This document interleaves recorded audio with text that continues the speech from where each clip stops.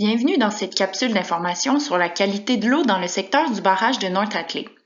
Il sera question des diverses composantes de la qualité de l'eau, des impacts des changements climatiques et du rôle du barrage dans le maintien d'une eau de qualité.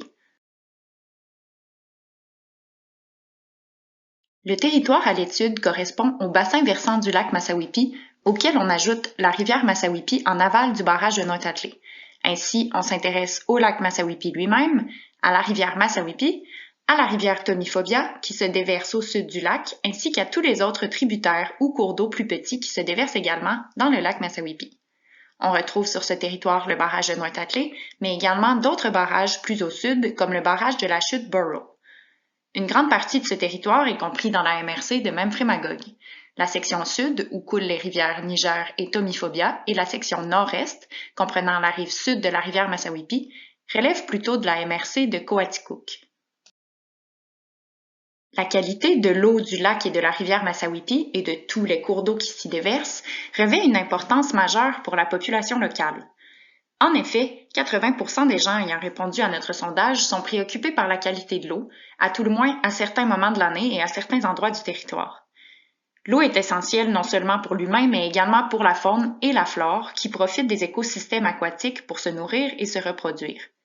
Le maintien d'une bonne qualité d'eau est importante pour la pratique d'activités récréo-touristiques comme la baignade et la pêche, mais encore davantage pour la santé de la population locale, puisque l'eau potable de plusieurs riverains et municipalités provient du lac Massawippi.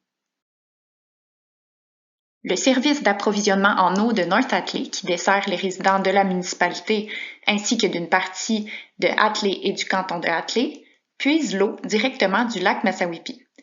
Le réseau d'aqueducs du secteur urbain de Waterville puise aussi l'eau dans le lac.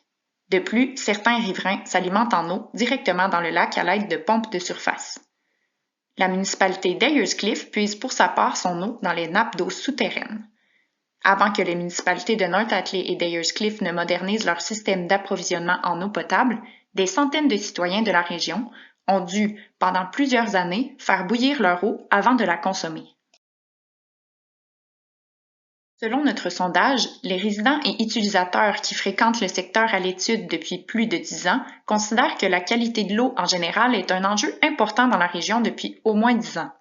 Les problématiques reliées à la qualité de l'eau dans le secteur du barrage de North Atlee incluent la présence de contaminants, de cyanobactéries et de sédiments. Les secteurs identifiés sur la carte représentent les endroits où la qualité de l'eau est jugée préoccupante selon les données de notre sondage ainsi que selon la littérature scientifique. En ce qui a trait aux cyanobactéries, il semble que l'entièreté du lac Massawippi et une partie de la rivière Massawippi soient touchées. Quant aux contaminants dans l'eau, ainsi qu'à l'accumulation de sédiments, c'est surtout la baie Bacon, la rivière Tomiphobia et plusieurs ruisseaux tributaires qui sont préoccupants. Plusieurs contaminants sont présents dans l'aire d'étude, mais le suivi du phosphore en particulier est important puisqu'il contribue notamment à la prolifération des cyanobactéries et au vieillissement prématuré des lacs. Sur cette carte, on peut observer les teneurs en phosphore dans le secteur à l'étude selon les données du réseau de surveillance volontaire des lacs et du nouvel Atlas de l'eau du ministère de l'Environnement. Il s'agit des données les plus récentes dont la majorité date de 2014. Les taux de phosphore sur le territoire à l'étude se situent majoritairement sous le niveau maximum de phosphore qui a été fixé par le ministère de l'Environnement comme indicateur d'un lac en bonne santé, soit de 10 microgrammes par litre. Les tributaires démontrent également des taux de phosphore inférieurs à 10 microgrammes par litre, mais certains ont des taux s'approchant dangereusement de la concentration limite d'un lac en santé. Plus en aval, sur la rivière Massawippi, on retrouve un taux de phosphore limite.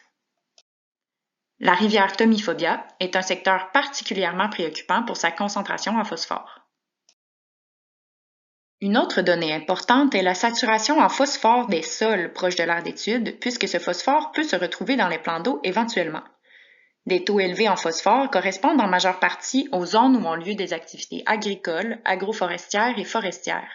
Le pourcentage de saturation de phosphore ne doit pas dépasser 7,6% pour un sol contenant 30% et plus d'argile et doit se limiter à 13% pour un sol contenant moins de 30% d'argile. Au-delà de ces seuils, il y a des risques de contamination pour l'environnement. Comme on peut voir sur la carte du ministère, la concentration en phosphore des sols de plusieurs zones du secteur d'études se situe entre 5,1 et 7,6 %.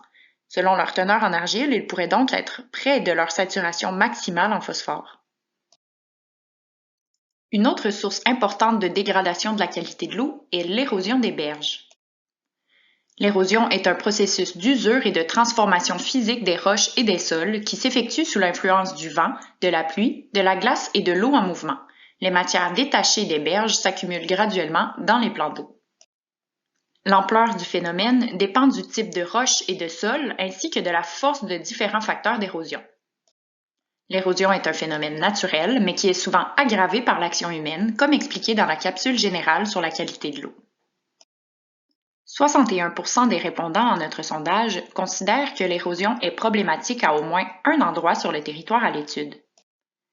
Près de 50 % des rives du lac Massawippi sont artificialisées, ce qui les rend plus vulnérables à l'érosion. Les berges de plusieurs ruisseaux tributaires ont également tendance à s'éroder, comme nous l'ont mentionné plusieurs citoyens lors de nos entrevues. On peut voir sur cette carte les sites d'érosion en gris qui ont été mentionnés par les répondants à notre sondage, ainsi que les sites d'érosion répertoriés dans la littérature.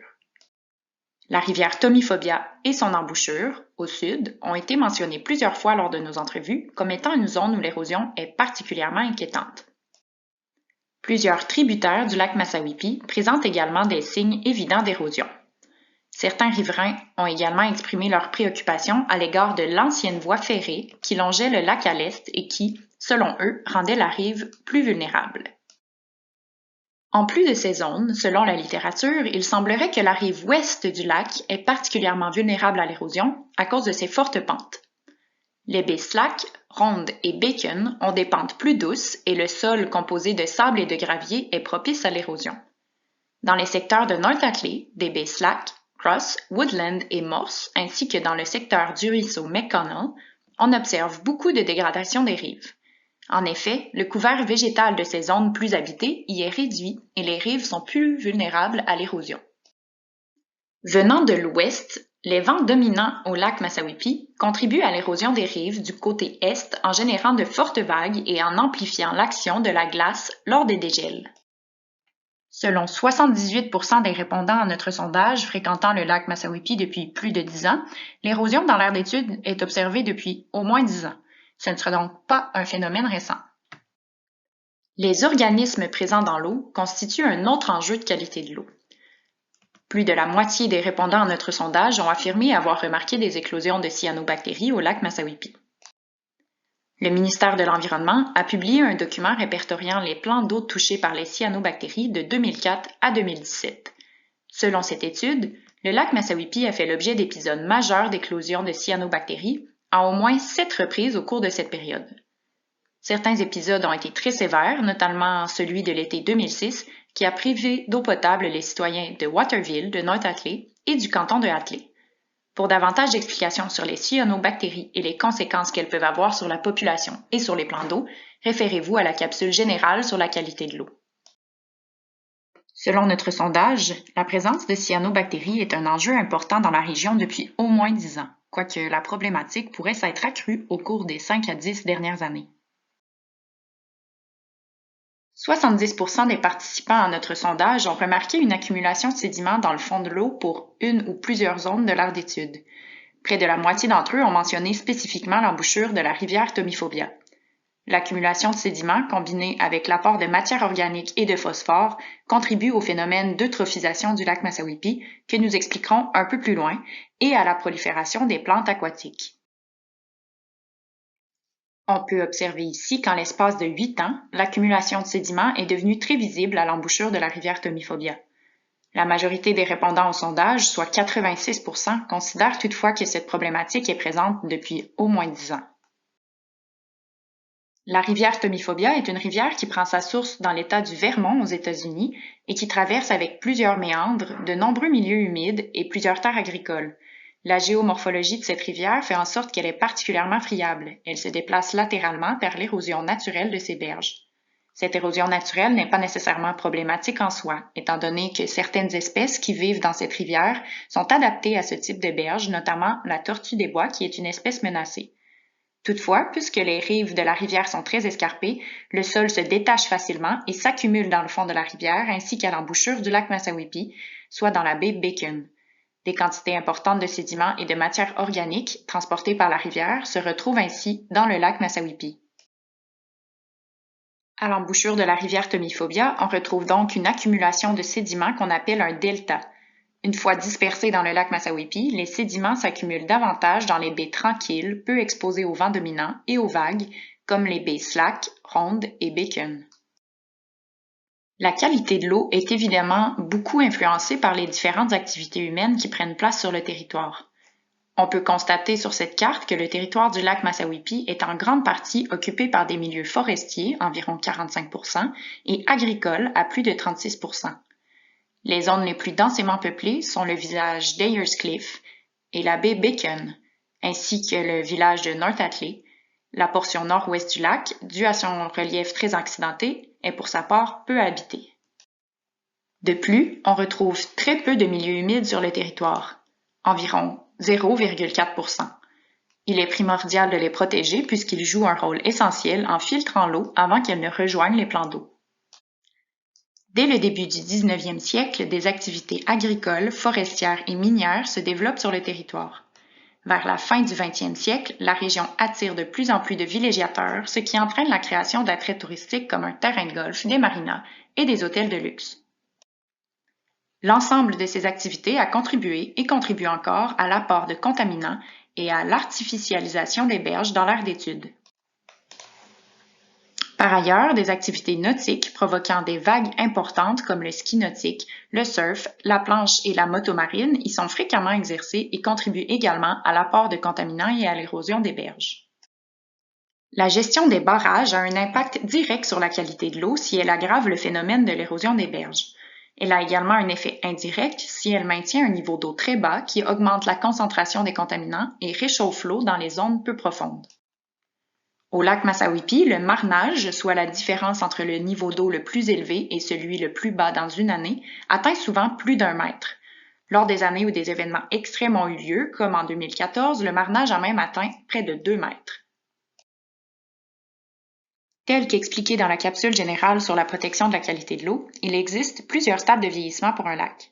Un lac eutrophe est considéré en fin de vie alors qu'un lac oligotrophe est un lac jeune. Le lac Massawippi est considéré comme étant à un stade de transition oligomésotrophe. C'est donc un lac jeune s'approchant du stade intermédiaire de vieillissement. En effet, les analyses de 2014 indiquent que la transparence de l'eau et le taux de chlorophylle A correspondent à un lac mésotrophe. L'eutrophisation d'un lac est influencée par sa morphologie. Le lac Massawippi a une profondeur moyenne d'environ 39 mètres avec une profondeur maximale de 86 mètres. Il contient 745 millions de mètres cubes d'eau qui se renouvellent après environ 1 an et demi. Sa grande profondeur ralentit son vieillissement, particulièrement au niveau des effets de l'accumulation de sédiments.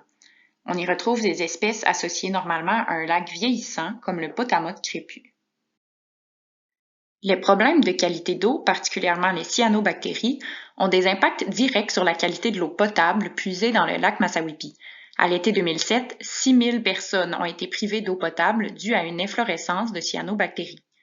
De plus, puisque l'économie et l'occupation de la région sont fortement liées à son intérêt récréotouristique, les enjeux de qualité d'eau affectent l'industrie touristique et diminuent l'intérêt des gens à venir s'établir dans la région.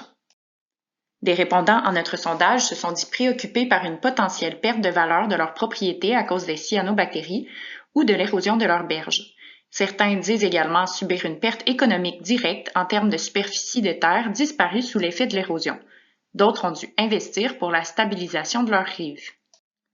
Le stress et l'anxiété face aux enjeux environnementaux, ainsi que pour les riverains face à la préservation de leurs propriétés, sont bien palpables dans la communauté locale. Selon Ouranos, un organisme spécialisé dans l'étude du climat, l'augmentation de la fréquence et de l'intensité des précipitations dues au changement climatique pourrait entraîner une hausse des contaminants dans l'eau en raison, par exemple, de débordements plus fréquents des eaux usées municipales.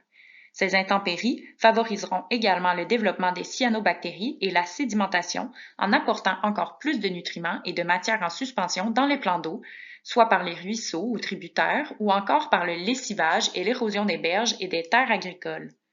Des étiages plus prononcés, c'est-à-dire des niveaux d'eau très bas, engendreraient une plus faible dilution des contaminants, donc une hausse de leur concentration. De plus, une eau plus chaude diminue les concentrations d'oxygène et favorise la croissance des algues et des cyanobactéries et la toxicité de certains contaminants. Bref, les grandes gagnantes de nos lacs seront les cyanobactéries, alors que la qualité de l'eau en général sera à la baisse. Certains répondants à notre sondage ont indiqué que l'eau du lac Massawippi était très chaude en été, jusqu'à 84 degrés Fahrenheit, surtout depuis les dernières années. Devant ce constat, plusieurs actions ont été posées dans l'aire d'étude pour améliorer la qualité de l'eau, tant par l'État que par la société civile. Il est intéressant de noter que le taux de conformité des stations de traitement des eaux usées des municipalités riveraines est de 100% et que les débordements ne sont pas permis dans les 2 stations situées au sud du lac Massawippi. Quant à la station North Atlee, elle comporte 2 ouvrages de surverse sur son réseau, mais l'importance de ces rejets demeure minime, soit de 0,01% en 2019 selon le ministère de l'Environnement. Le programme d'échantillonnage des tributaires du lac Massawippi, mené par la MRC de Memphremagog et les municipalités concernées, analyse la qualité de l'eau de certains tributaires du lac Massawippi dans une optique de prévention. On y mesure chaque année le phosphore total, les matières en suspension, les coliformes fécaux et le pH. Le dernier rapport disponible concerne la rivière Tomiphobia et les ruisseaux Brook, McConnell et du Pont-Couvert. Pour compléter la législation provinciale, les municipalités riveraines du lac Massawippi et la MRC ont adopté des règlements pour préciser, par exemple, les distances minimales entre les activités agricoles et les plans d'eau. Autour du lac Massawippi, en vertu du schéma d'aménagement de la MRC Memphremagog, aucune activité agricole ne doit se dérouler à moins de 3 mètres d'un cours d'eau intermittent ou d'un milieu humide. Pour les cours d'eau permanents, soit les ruisseaux tributaires, les lacs et les rivières, les activités agricoles doivent généralement respecter une bande riveraine de 10 ou 15 mètres selon la pente. Certaines municipalités permettent une bande de 3 mètres seulement, dont le canton de Atlee et la municipalité de Atlee. Il est également interdit d'implanter un élevage porcin à moins d'1 kilomètre du lac Massawippi dans toutes les municipalités riveraines. Pour contrer l'érosion et protéger la qualité de l'eau, le gouvernement provincial a adopté en 1987 la politique de protection des rives, du littoral et des plaines inondables. Cette politique indique qu'une bande riveraine de 10 mètres ou de 15 mètres de largeur, selon la pente du terrain, doit être maintenue sur toutes les rives du Québec. En milieu agricole, la bande riveraine est de 3 mètres. Cette distance est mesurée à partir de la ligne des hautes eaux. Dans le cas d'un lac dont les niveaux d'eau sont gérés par un barrage, la ligne des hautes eaux correspond au niveau d'exploitation maximale du barrage. Cette cote est actuellement établie à 160,75 mètres pour le barrage de North Atlee. Le schéma d'aménagement ainsi que les règlements municipaux ont intégré certaines notions de la politique de protection des rives à partir de 2006. Le schéma d'aménagement prévoit les normes minimales que les municipalités locales doivent intégrer dans leurs règlements municipaux. Notamment, elles doivent interdire tous travaux et nouvelles constructions empiétant sur les bandes riveraines, à quelques exceptions près, comme les cabanons ou les quais. Sur une bande plus restreinte de 5 mètres en bordure des plans d'eau ou de 7,5 mètres selon la pente, elles doivent aussi interdire de tondre le gazon, de débroussailler et d'abattre des arbres. Pour contrer l'érosion d'une berge, il est possible de recourir à différentes méthodes de stabilisation. Dans tous les cas, l'implantation d'un couvert végétal est l'action à prioriser. Cela peut passer par la renaturalisation, qui signifie le retour à l'état naturel, ou par la revégétalisation, qui consiste à planter des végétaux pour contrer l'érosion. Le schéma d'aménagement de la MRC de Memphremagog permet aux citoyens de procéder à des travaux de stabilisation de leurs rives, mais exige que la technique priorisée mène au rétablissement de la couverture végétale naturelle de la rive. Ces opérations doivent suivre des techniques reconnues, telles que celles décrites au guide Rives et Nature du rappel ou au guide des bonnes pratiques relatives à la protection des rives du littoral et des plaines inondables du ministère de l'Environnement. Si la renaturalisation ou la végétalisation sont impossibles ou insuffisantes, on peut alors recourir à d'autres méthodes comme l'enrochement, avec ou sans végétaux.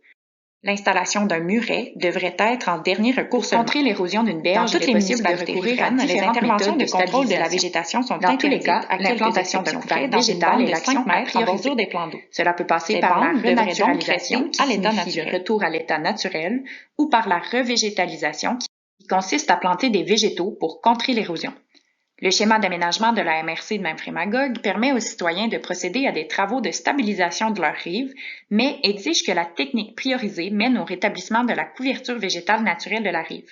Ces opérations doivent suivre des techniques reconnues, telles que celles décrites au guide Rives et Nature du rappel ou au guide des bonnes pratiques relatives à la protection des rives du littoral et des plaines inondables du ministère de l'Environnement. Si la renaturalisation ou la végétalisation sont impossibles ou insuffisantes, on peut alors recourir à d'autres méthodes comme l'enrochement, avec ou sans végétaux. L'installation d'un muret devrait être en dernier recours seulement. Dans toutes les municipalités riveraines, les interventions de contrôle de la végétation sont interdites, à quelques exceptions près, dans une bande de 5 mètres en bordure des plans d'eau. Ces bandes devraient donc rester à l'état naturel. Chacune des municipalités riveraines a donc intégré à sa manière ces normes de protection des rives. Ayers Cliff, le canton de Hatley, la municipalité de Hatley, North Hatley et Sainte-Catherine de Hatley prévoient dans leurs règlements de zonage respectifs qu'il est notamment interdit d'abattre des arbres sur les bandes riveraines, sauf s'il s'agit d'un arbre dépérissant, et même dans ces cas, la souche doit être laissée en place. La municipalité de Hatley énonce même que tout propriétaire ou occupant d'un terrain riverain à un lac ou à un cours d'eau a l'obligation de prévenir l'érosion de la rive et d'en assurer la stabilisation le cas échéant. L'organisme Bleu Massawippi, en collaboration avec le Parc régional Massawippi, mène plusieurs projets visant à préserver la qualité de l'eau. Par exemple, la patrouille bleue de Bleu Massawippi sillonne le lac Massawippi dans le but d'informer les usagers du lac et de surveiller les bandes riveraines, les cyanobactéries et la conduite responsable des embarcations. Le projet de patrouille bleue a notamment permis à l'organisme de réaliser un inventaire des rives et des herbiers. La MRC de Memphremagog diffuse également de l'information aux citoyens et aux municipalités tels des dépliants et des guides sur les bandes riveraines. Aussi, pour contribuer à la diminution de l'érosion, des restrictions importantes à la navigation ont été mises en place dans l'aire d'étude. En effet, le gouvernement fédéral, qui a une compétence législative exclusive sur la navigation, a limité la vitesse dans plusieurs zones de navigation, en vertu du règlement sur les restrictions visant l'utilisation des bâtiments de la loi de 2001 sur la marine marchande du Canada. Comme nous avons pu le constater, les changements climatiques ne feront qu'aggraver les causes déjà bien présentes de la dégradation de la qualité de l'eau. Par ailleurs, la gestion des barrages fait partie intégrante de ces causes en augmentant l'érosion des berges avec des niveaux d'eau élevés et en concentrant les contaminants avec des niveaux d'eau maintenus bas. Toutefois, elle n'affecte pas les autres composantes de la qualité de l'eau. Considérant les changements climatiques et les préoccupations des communautés locales, une gestion adaptative et intégrée du barrage devrait par conséquent considérer l'érosion des rives lors de l'établissement de ces codes d'exploitation. Pour les autres composantes de la qualité de l'eau, ainsi que pour compléter l'action des barrages, des plans de gestion particuliers pouvant s'inspirer des actions déjà posées ou d'initiatives innovantes devraient être établis pour minimiser les impacts des changements climatiques. Le projet Acclimatons-nous compte sur le soutien financier de plusieurs partenaires gouvernementaux, municipaux, académiques et communautaires. Pour de plus amples informations sur le projet, nous vous invitons à naviguer sur notre site web et à consulter les différentes capsules d'information. Vous pouvez également nous faire parvenir vos commentaires en nous écrivant à l'adresse acclimaton.nous@commercial-usherbrooke.ca. Merci et au plaisir de vous revoir sur notre site web ou en personne lors de futures assemblées publiques.